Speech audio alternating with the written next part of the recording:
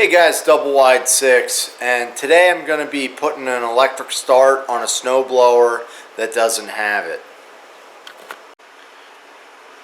Well, we've had a bit of cold weather, and with the cold comes the snow. So I'm out here in the garage, and I've had it heating up for about an hour. It's feeling pretty comfortable out here. Someone asked me if I'm going to make a video on the 1x42 belt sander. I just finished this thing up about 2 days ago, and it's based on Matthias Wandel's plans off the internet, and I have it running real nice. I haven't even really used it for anything, but that's that. I'll probably make a video on that at some point, and I think I've started building a 2x72 one, so I'm gonna build that, I guess. At least keep them busy this winter. Anyhow, we're back to we have a Simplicity snowblower, and it's a Snow King engine, 5 horsepower Tecumseh. And what you want to look for on here is the sticker. It says this engine has provisions for electric starter kit. So that means we can put it on there, and I happen to have a starter.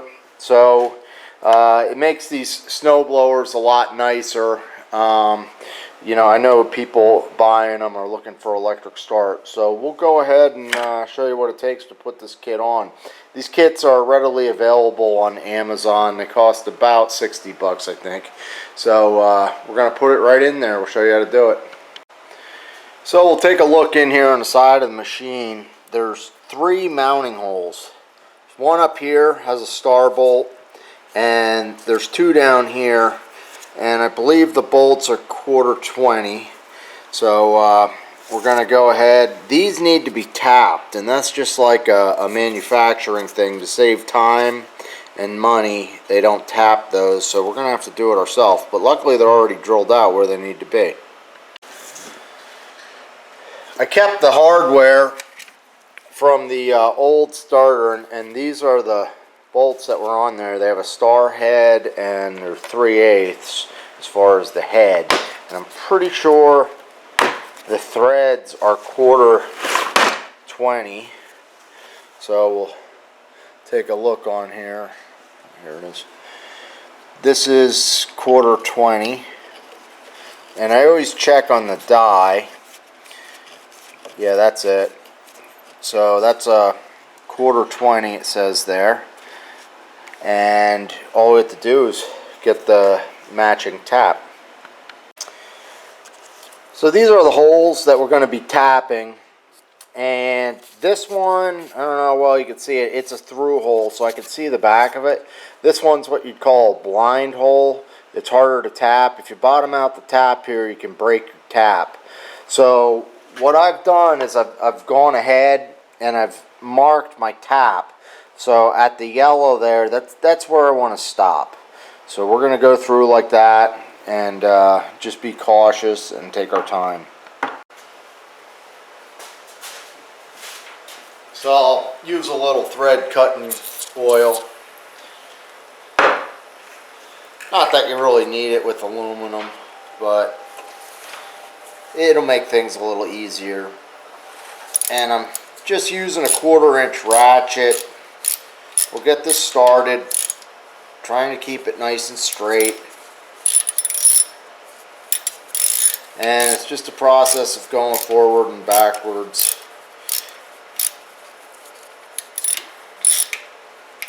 Some guys run these in with their drill, but I've already broken off taps and had issues, so I prefer to do it the slower way and pay attention to what's going on. I'm using a 7/32 socket, but I think it's maybe slipping a little on the tap.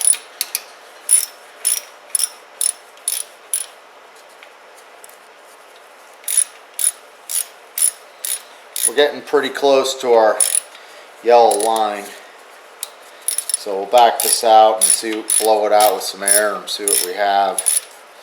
The screws that come with the starter aren't really that long at all. I think they're only about a 1/2 inch.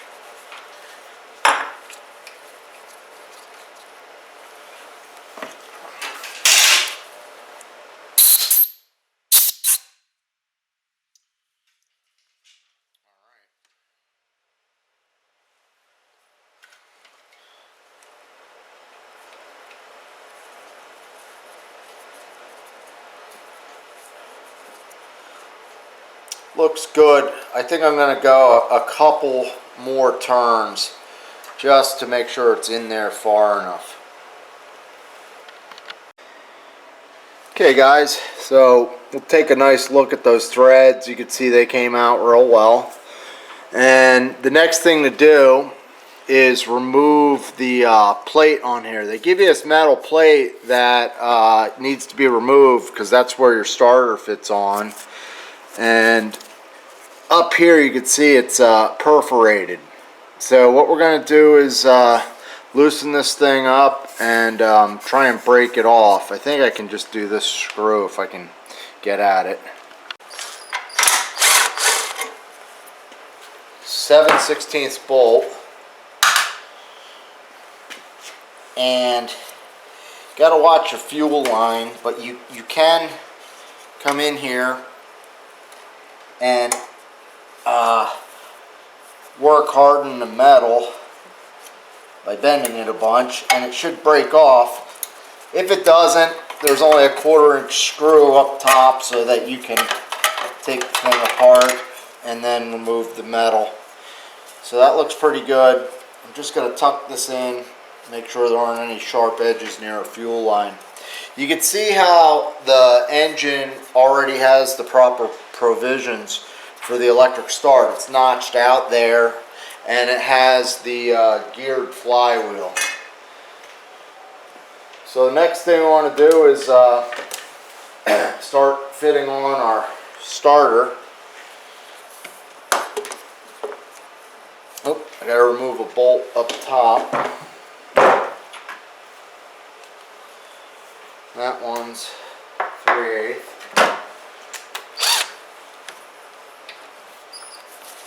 Make sure you guys are in focus here.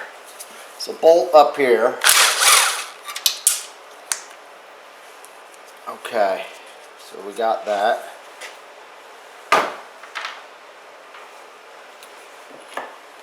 And we should be able to slip our starter in here. It's going to actually slide underneath the metal. Let me show you that. Okay, so the way the starter goes in there is there's a metal shroud up top, and this top metal is going to slip under there. So there's actually an opening like that where it slips in, and when I pulled out that bolt, there was a pretty thick washer on there. Here's the washer, and that was up under the metal. There are actually two. There's one on the bolt itself and one up under the metal. So we'll just get that lined up, and we should be able to bolt this thing down. So we're looking under the gas tank, and we got to kind of reach in and get this bolt to stay in there, and it's going to want to fall off the socket. So I'll show you guys a little tip I use often. First of all, with these bolts, you don't have to use the 3/8 inch socket.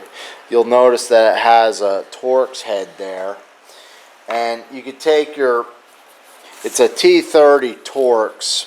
Okay, and what you can do, my screwdriver is not magnetic, so I'm just going to take a small piece of paper, and I'm going to take my torque driver, and I'm going to fit that in there.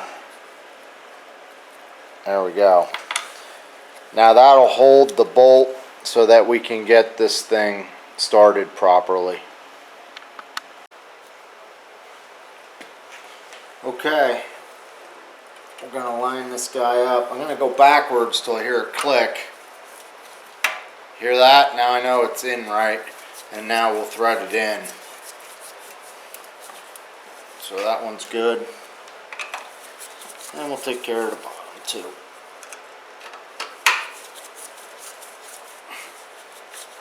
Alright, we're halfway there.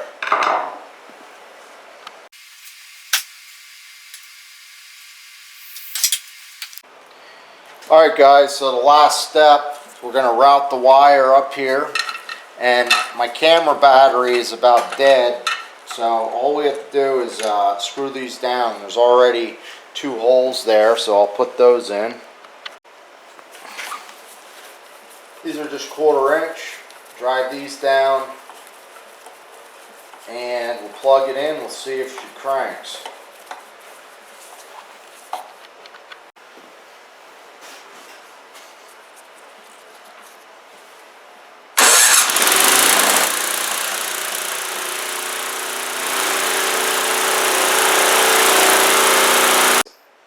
Okay guys, I'm double wide 6 and that's all it takes to install a starter on one of these engines.